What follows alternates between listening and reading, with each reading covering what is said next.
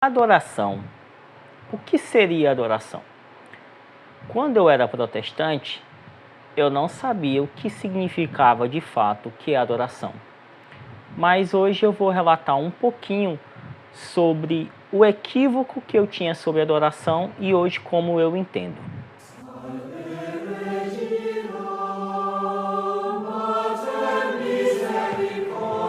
Salve Maria Santíssima, que é o professor Júnior gravando mais um vídeo após alguns dias sem gravar devido à correria, mas aqui estou eu para gravar mais um. E o que eu decidi gravar esse vídeo foi por conta de que alguns comentários por parte de protestantes e comentários sobre aquilo que é bastante comum no meio deles, nos acusar de idolatria. Nos acusam que nós adoramos a Maria Santíssima e os santos. Eu entendo o pensamento deles porque eu já fui protestante e também pensava assim. E por que que eu pensava assim? Justamente porque eu não entendia o que é adoração. E muitos protestantes não entendem o que é adoração. E por isso que é bem comum, muitos deles, até de forma pejorativa, fazer comentários, como eu recebo constantemente. Por exemplo, já adorou o seu gesso hoje? Então, comentários até infantil, argumento bastante infantil, mas que é muito comum no meio protestante. Esses tipos de falácias sobre nós e nos acusam de adoradores de gesso, como eles gostam de falar. Mas por que é que os protestantes, eles não sabem o que é adoração? E eu não sabia o que é adoração. Porque para o protestante, adoração é gesto. Se ajoelhar é adoração. Cantar é adoração. E também isso é até natural eles pensarem assim, porque um culto protestante só se resume a música e pregação. Então, para eles, isso é adoração. É música e pregação. Já que eles não têm a Eucaristia, então o culto protestante se resume a apenas isso. Enquanto para nós católicos, nós temos entendimento que a adoração não é gesto. O gesto não é adoração. Mas a adoração precisa que haja a intenção. Eu preciso ter a intenção de adorar. Não tem como eu adorar algo se eu não tiver intenção. Se eu não tiver, eu só posso adorar algo se eu tiver a intenção de colocar aquilo como Deus. Porém, os católicos não colocam os santos e Maria Santíssima como deuses. Nós colocamos eles, nós damos honras a eles, mas não como deuses, mas como pessoas que viveram em amizade com Deus e por méritos de Cristo alcançaram a perfeição, por méritos de Cristo. Então, o que a Igreja Católica ela ensina sobre adoração? Então, a adoração é um ato fundamental na vida onde se reconhece a grandeza e a soberania de Deus. A Igreja Católica ensina que a adoração é a expressão mais elevada de reverência e respeito da criatura com o Criador. O ato de adoração é caracterizado pela dependência do ser humano em relação a Deus, que é visto como ser supremo, infinitamente perfeito e digno de louvor. Então, a adoração, a Igreja nos ensina que é um ato da gente reconhecer a grandeza, a soberania de Deus, que o Senhor é soberano e é o Criador de tudo, dos céus e da terra, e que não existe nenhum ser igual a Ele. Não existe nenhum ser acima dele e nem igual a Ele. O Senhor Deus está acima de tudo. É isso que a Igreja Católica nos ensina. A Igreja não nos ensina a adorarmos Maria ou aos santos. Ela não nos ensina a colocar Maria sequer no nível de igualdade com o Senhor. Não, a Maria ela tem uma posição de respeito, porque ela é a mãe, a portadora de Deus, porque o próprio Deus, o próprio Senhor assim a escolheu. E conforme o Evangelho de Lucas, o anjo a saúda, dizendo, Ave cheia de graça. Essa saudação de um anjo para com uma pessoa é exclusiva. Apenas Maria Santíssima teve esse privilégio de receber essa honra de um anjo. O Catecismo da Igreja Católica, no parágrafo 2096, diz o seguinte: a adoração é o primeiro ato da virtude da religião. Adorar a Deus é reconhecê-lo como tal, Criador e Salvador, Senhor e dono de tudo quanto existe, amor infinito e misericordioso. Ao Senhor teu Deus adorarás e só a Ele prestarás culto. Lucas 4, versículo 8. Diz Jesus citando Deuteronômio, capítulo 6, versículo 13. Então nós estamos vendo que a igreja nos ensina o que é adoração. Então existe uma certa falácia no meio do protestantismo em afirmar que a igreja não nos ensina o que é adoração, ela nos esconde versículos, e quando a gente vai ver os documentos da igreja, o catecismo lá está todos com referências bíblicas e mostrando o que é de fato, o que é adoração e o que é veneração, o que é o culto de dulia, latria e hiperdulia, que são conceitos da teologia que são diferentes. Na teologia católica são diferentes. São níveis de culto diferentes. Por quê? Porque em cada uma delas existe uma intenção por trás. Não existe adoração sem intenção. É impossível adorar algo sem querer. Não existe isso. Fazendo uma comparação, é como a diferença de um crime culposo para um crime doloso. Qual é a diferença dos dois? Ambos são crimes, mas existe uma diferença de um e o de outro. Enquanto o culposo é quando não há a intenção de cometer aquilo, aconteceu por um acidente, aconteceu talvez por uma imprudência, enfim, não houve a intenção, portanto a penalidade é diferente. Aquele que comete um crime doloso, ele tem uma punição mais severa, porque ele teve a intenção de cometer isso. Então, quando se fala na teologia sobre dulia, hiperdulia e latria, nós estamos falando de intenção. Se eu colocar Maria Santíssima com a intenção dela ser uma deusa, sim, estaria pecando, cometendo idolatria. Porém, quando eu afirmo que Maria, ela é a mais perfeita de todas as criaturas, mas ela não é uma deusa, nem uma semideusa, mas é alguém que a mais perfeita de todas as criaturas, a mãe do meu Senhor e Salvador, e que ela intercede por nós no céu, porque a intercessão é algo bíblico e existem inúmeras passagens que falam sobre a intercessão dos santos, a intercessão tanto de quem está aqui na terra como quem está no céu. É só ler em livro de Apocalipse. Mas o que nós vemos é que há uma diferença entre adoração e veneração dentro da teologia católica. Então, a não ser que os protestantes provem que são oniscientes e conhecem o coração dos católicos, eles podem afirmar que estamos adorando aos santos. Mas ninguém pode afirmar que alguém está adorando a Maria ou a um santo se ela não conhece o coração daquela pessoa. Se ela não sabe a intenção do coração daquela pessoa. Deus é quem sabe. Porém, Dificilmente alguém vai adorar Maria, porque todo católico sabe muito bem que Maria não é uma deusa, que os santos não são deuses.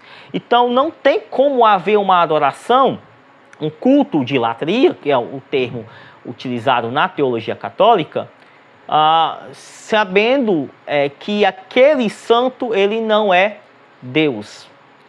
Ele é alguém que venceu o pecado por mérito de Cristo e está no céu e goza de todo o privilégio de ter contato com o Senhor, de poder interceder por nós. E quem está no céu tem muito mais acesso ao Pai do que nós que estamos aqui na terra. E a intercessão é algo que a igreja sempre entendeu e deu a sua importância desde o início. A intercessão aos santos mártires, já estava presente desde o início da história da igreja, onde a gente pode ver nas catacumbas dos mártires, onde havia pinturas, haviam imagens e os cristãos se reuniam naquele lugar e lá faziam seus cultos, cultuavam o Senhor Jesus Cristo, lá ministravam a Eucaristia sobre os lugares onde os santos tinham sido sepultados. Então, era comum isso. Continuando no Catecismo, no parágrafo 2097, diz: adorar a Deus é reconhecer com respeito e submissão absoluta o nada da criatura, que só por Deus existe. Adorar a Deus é como Maria no Magnífica, louvá-lo, exaltá-lo e humilhar-se, confessando com gratidão que ele fez grandes coisas e que seu nome é santo. A adoração do Deus único liberta o homem de se fechar sobre si próprio, da escravidão do pecado e da idolatria do mundo. A palavra adoração, né, a raiz dessa palavra, ela vem do latim, né, de adoratio, que a sua raiz vem de adioro, que significa oro ou rogo-te, né, que também vem do grego, né, vindo do grego de latreia, né, que nós traduzimos para latria, que significa adorar. Então esse é um termo bíblico e teológico que significa culto prestado somente a Deus. Então, culto prestado somente a Deus. Isso é chamado no grego latreia, né, latria. Adoração somente a Deus. Então, esse tipo de culto é destinado a Deus, né? A Santíssima Trindade, ao Senhor Jesus Cristo, ao Espírito Santo. Nós adoramos a Deus Pai, Deus Filho, Deus Espírito Santo. A Santa Missa, o centro da Santa Missa é Jesus Cristo, é a Eucaristia. Na Santa Missa não vai ser dado ênfase aos santos, a Maria Santíssima, não. Na Santa Missa não vai ser colocado no centro Maria, como muitos protestantes gostam de falar e afirmar. Até eu mesmo afirmei isso, e quando fui a uma missa percebi que não é isso. Que a missa, o centro da Santa Missa é Jesus, é a Eucaristia. Por mais que tenha alguma ocasião que fale sobre Maria, numa homilia, ou de algum outro santo, que venha nos trazer histórias de exemplos de fé, e isso é até comum no meio protestante também, porque os protestantes amam pregar o Antigo Testamento, porque eu já fui protestante também, e boa parte das pregações do Antigo Testamento, que os protestantes mais gostam de fazer, porque o Novo Testamento não é tão comum, e eles exaltam muito Davi, Salomão, Moisés, Abraão, Jacó. Ou seja, é comum a gente honrar e usar o exemplo de pessoas que tiveram uma história, tiveram algo a nos dar exemplo de fé. E isso é a igreja. A igreja é isso. A igreja, nós nos fortalecemos com os testemunhos de uns e dos outros. Nós nos fortalecemos. Isto é a igreja. O Senhor quis que a igreja fosse assim. O Senhor deseja que a igreja seja assim. O Senhor deseja a unidade da igreja entre a igreja no céu e na terra. A igreja militante, a igreja padecente e a igreja triunfante, aquela que está no céu. O Senhor deseja, e ambas essas igrejas estão unidas por Cristo, porque a igreja é o corpo místico de Cristo. E é desejo de Cristo que nós oremos, rezemos uns pelos outros. É o desejo do nosso Senhor Jesus Cristo. Então, infelizmente, muitos irmãos protestantes acabam caindo em falácias, alguns por ignorância ou pelo fanatismo de defender a sua igreja a qualquer custo, e muitos se fecham para as verdades católicas, e muitos sequer procuram estudar de fato a doutrina católica.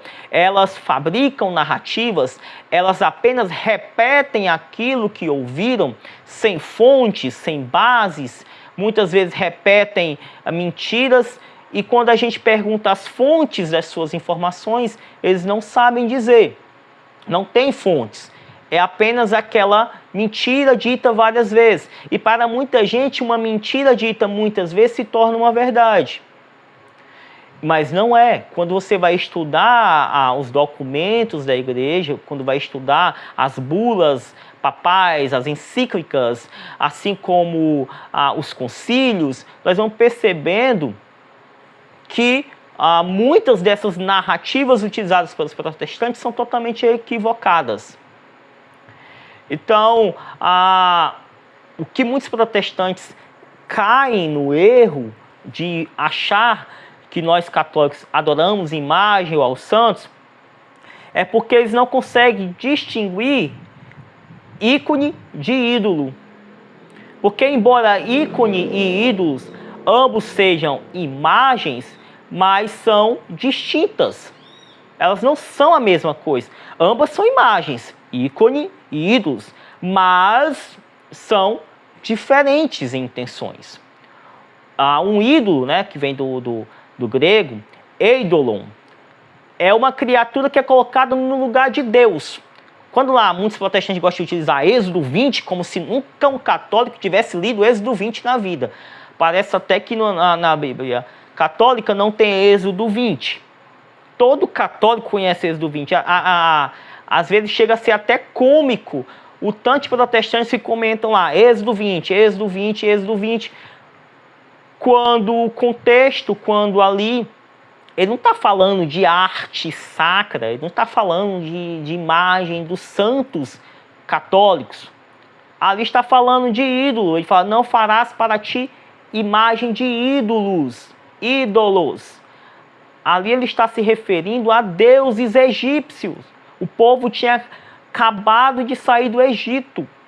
O povo conhecia vários deuses egípcios. O contexto ali é sobre deuses do Egito. Ali era sobre ídolos. Tanto que em Êxodo 25, Deus manda construir imagens. 5 capítulos depois. Então, ídolo é uma criatura que é colocada no lugar de Deus. É um Deus falso. E isso é proibido pelo mandamento da lei de Deus. Já o ícone, que vem lá do grego, eikon, que embora também seja uma imagem, é uma criatura feita por mãos humanas e não é colocado no lugar de Deus, mas sim remete a Ele, direciona a Ele, nos lembra de Deus. É como uma janela que se abre para Deus. O culto aos santos, ele é lícito. Ele é lícito, pois até mesmo na Sagrada Escritura atesta isso. Quando a Virgem Santíssima, em seu canto magnífico, ela fala, todas as gerações me proclamarão bem-aventurada.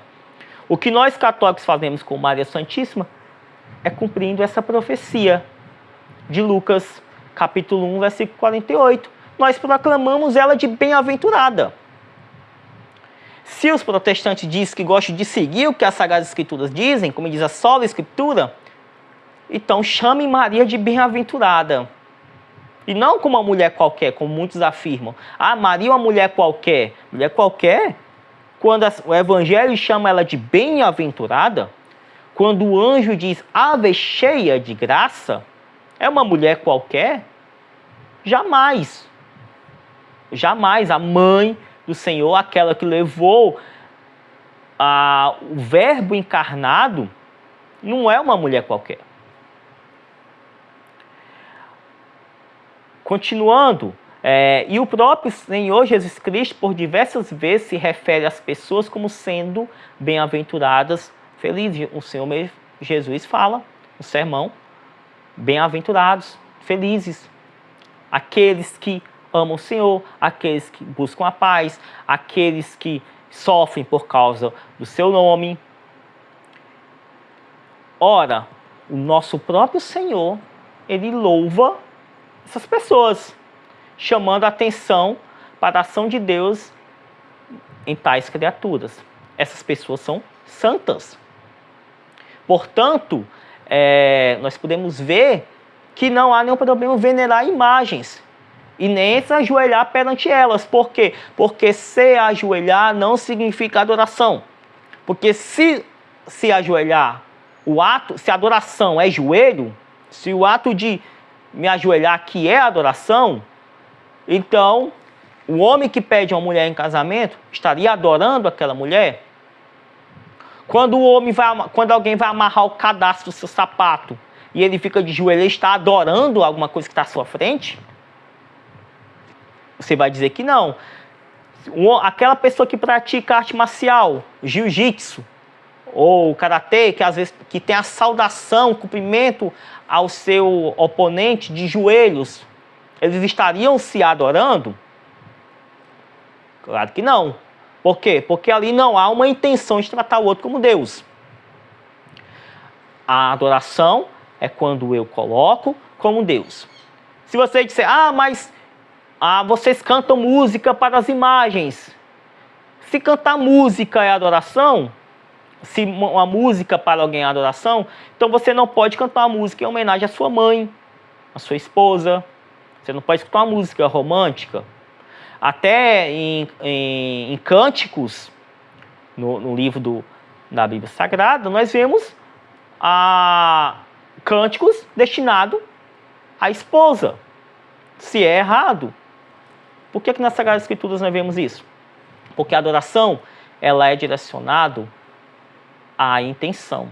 Só há adoração se houver intenção. E nós podemos ver nas Sagradas Escrituras tanto isso, que se o ato de se ajoelhar é adoração, então, será que Josué, lá em Josué capítulo 7, versículo 6, ele adorou quando Josué rasgou as suas vestes e prostrou-se com a face por terra até a tarde diante da arca do Senhor. A arca do Senhor, tanto ele como os anciãos de Israel, eles se prostraram diante da arca do Senhor. Eles idolatraram a arca? Adoraram a arca? Não, porque a arca ela era aquilo que direcionava para o Senhor. Assim como as imagens são para nós católicos. Nos direciona ao Senhor. Lá em Gênesis 18, 2, Abraão cometeu idolatria também, quando diz assim, Abraão levantou os olhos e viu 3 homens de pé diante dele, anjos. Levantou-se no mesmo instante da entrada de sua tenda, veio-lhes ao encontro e prostrou-se por terra. Abraão cometeu adoração? Adorou esses homens? Não. Não cometeu adoração. Ele se prostrou perante esses homens. Reconheceu esses homens que eram vindos da parte do Senhor. E ele prostrou-se perante eles. Mas a gente sabe muito bem que Abraão não cometeu aqui o ato de adoração, mas de veneração, de respeito. Lá em Êxodo 18, versículo 7, quando Moisés saiu ao encontro de seu sogro, prostrou-se e beijou-o. Informaram-se mutuamente sobre a sua saúde e entraram na tenda. Moisés se prostrou perante o seu sogro. Ele cometeu aqui idolatria? Lógico que não, porque a intenção de Moisés não era tratá-lo como Deus. Lá em 1 Crônicas, capítulo 21, versículo 16, diz: Davi, tendo levantado os olhos, viu o anjo do Senhor que estava entre o céu e a terra com uma espada desembainhada em sua mão, dirigida contra Jerusalém. Então Davi e os anciãos, cobertos de sacos, prostraram-se com o rosto por terra. Davi cometeu adoração aqui ao anjo? Ele pecou? Lógico que não. Aqui as escrituras mostram a diferença de adoração e veneração. Assim como também, lá em Atos, para não ficar só no Antigo Testamento, vamos lá para o Novo Testamento. Atos 16, versículo 27 ao 29, diz: Acordou o carcereiro e, vendo abertas as portas do cárcere, supôs que os presos haviam fugido. Tirou da espada e queria matar-se.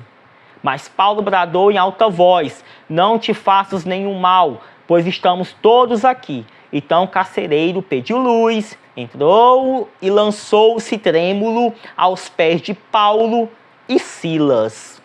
Aqui, Novo Testamento.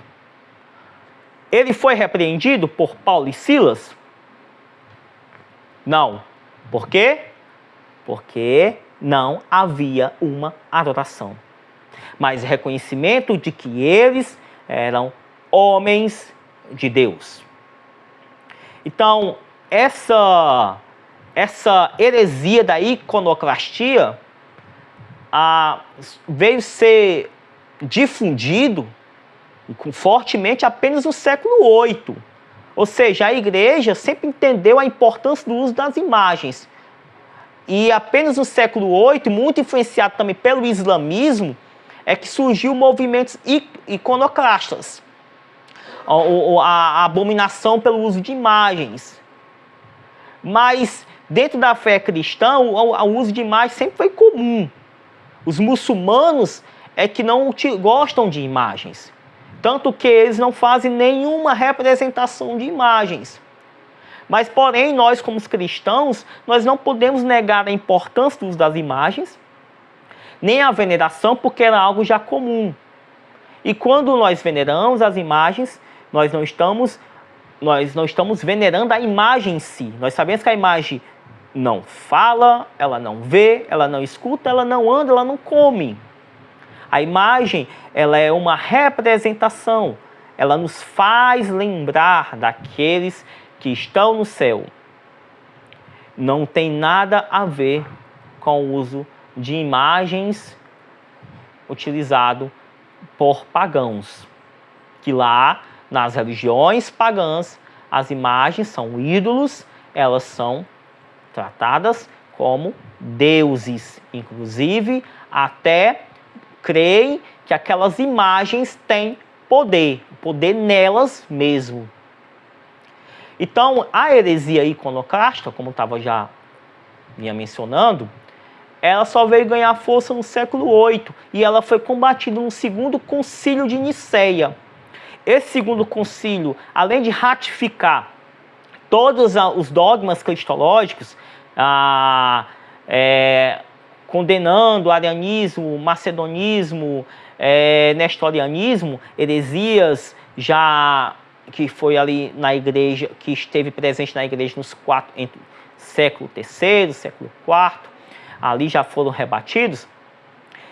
Ela também falou da importância das imagens, como diz no concílio, resumindo, os pontos do concílio, o segundo concílio de Nicéia, fala: se alguém não confessa que Cristo, nosso Deus, pode ser representado em sua humanidade, seja anátema, amaldiçoado. Se alguém não aceitar a representação na arte das cenas evangélicas que este seja anátema. Se alguém não saudar tais representações como representações do Senhor e seus santos, que este seja anátema. Se alguém rejeitar qualquer tradição escrita ou não escrita da igreja, que seja anátema. O uso de imagem sempre foi importante.